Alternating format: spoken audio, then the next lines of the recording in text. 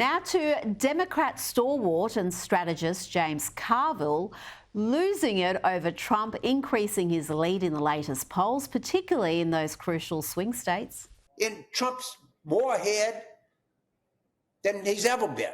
It's going the wrong way. It's not working.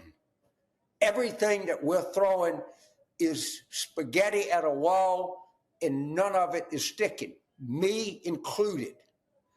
And it's hard when you start in your 80th year, and you know, like anybody else, I have an opinion of myself, and the opinion I've come to is I don't matter. And you know, we gotta try to think of something different, because what we're doing is really, really not working. I don't know, how about trying to formulate policies that don't destroy the country? That could be an idea. How about not becoming some sad copy of a banana republic where the ruling party tries to jail their main political rival? How about not being lefties losing it on a daily basis? That might see a bump in Biden's numbers, because, you know, things are pretty grim when even CNN can't hide the truth anymore. Look, these Sunbelt battleground states, frankly, for the Joe Biden campaign, these numbers are an absolute disaster. The smallest lead is in Arizona for Donald Trump. He's up 6. Look at this, 9 in Georgia, 13 in Nevada. My goodness gracious, my God. That is a huge lead. No Democrat has lost that state since John Kerry lost it back in 2004. How about these Great Lake battleground states? This is something that the Joe Biden campaign can work with. Yes, the Joe Biden team can work with that, but why is Trump doing so well in those Sunbelt states like Nevada, Georgia and Arizona? You're going to love this answer from CNN. The CNN audience probably didn't like it, but you will.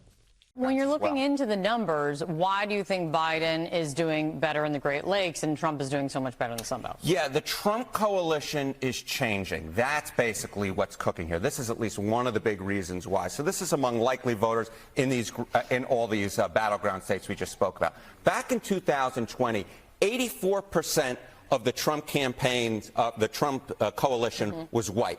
Look where it is now. It's 78%. The non-white portion of the Trump coalition, it was 13% in 2020. Look at this now. It's 19%. So the Trump coalition is becoming more diverse. And, of course, those Sunbelt battleground states are more diverse than the Great Lake battleground states. You're looking at the Nevadas and the Arizonas here. Of course. If you look at Nevada, Arizona, heavy Hispanic population, Georgia, heavily African-American population. Michigan does have some black voters in it, but Pennsylvania and Wisconsin are heavily, heavily white. Yes, Trump's non-white vote has jumped around 50%, and the whiter the state, the better Joe Biden is doing. Doesn't that smash the media's tired old narratives?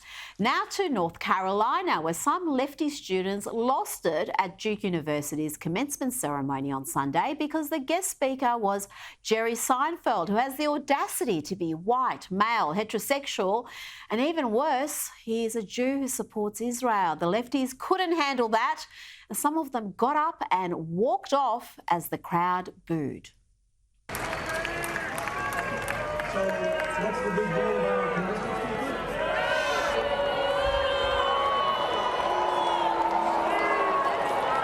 I'm pretty sure the crowd were booing all those lefties who were walking off.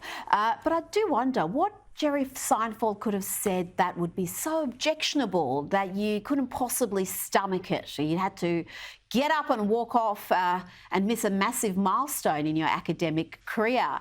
This is possibly the most controversial parts of the speech I'm about to play you, and a trigger warning for the crazy people.